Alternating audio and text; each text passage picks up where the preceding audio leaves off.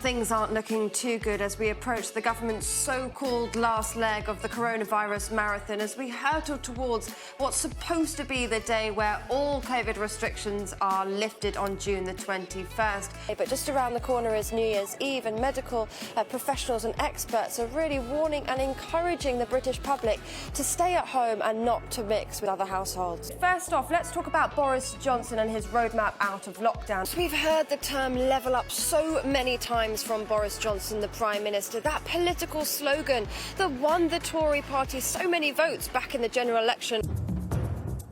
Conservatives have won the general election with the greatest majority since 1987. As you can see, the Tories have come out on top. Seats, of course, are the crucial figures this morning, but taking a closer look then at the voting percentage, it still paints a rather bleak picture for the Labour Party. But again, I want to give you a broader picture of the entirety of the United Kingdom to try and show you the trends, where the balance of power really lies. Here we have this map, 650 constituencies. Of course, they were all up for grabs throughout the night and this morning.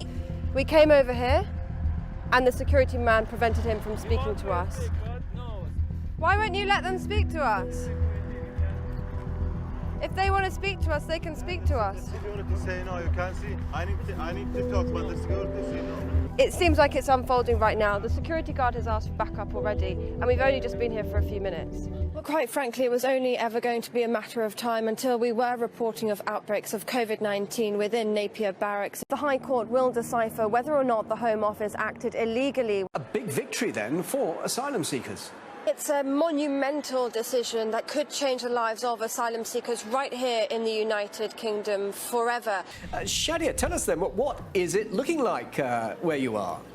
Well, I'm in the heart of central London where pubs, bars and restaurants are reopening. So directly behind me is a protester being carried away with around 4 officers trying to carry her away. The only thing is, it won't actually happen down here, but up there. Now, who is going to take advantage of this lawless battleground? Well, Russia and China, of course. When you don't know the answer, ask Google.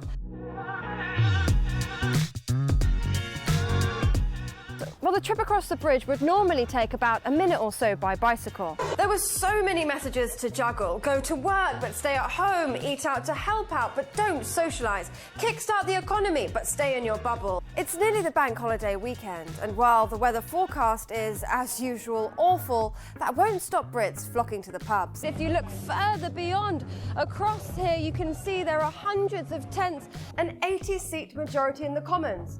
Suddenly, it was so simple. Boris was able to do what his predecessor failed to: get that Brexit deal done, at least in the Commons. Directly behind me is the base of that 20-metre crane. We understand it has collapsed, crushing at least one house. As you can see directly behind me, still evacuations are ongoing. Since the incident some hours ago, every 5 minutes or so, mass evacuations from the workspaces behind me have been flocking out. Well, it really was crunch time for Julian Assange as his extradition request was being heard here at Westminster Magistrates Court, though he was given a glimmer of hope. Do you know anything about his mental health, his physical health? Obviously, anyone that's in a maximum security prison is going to be under pressure and under stress. To see him laying there, and knowing he was never going to be able to speak to us again, that feels like last night.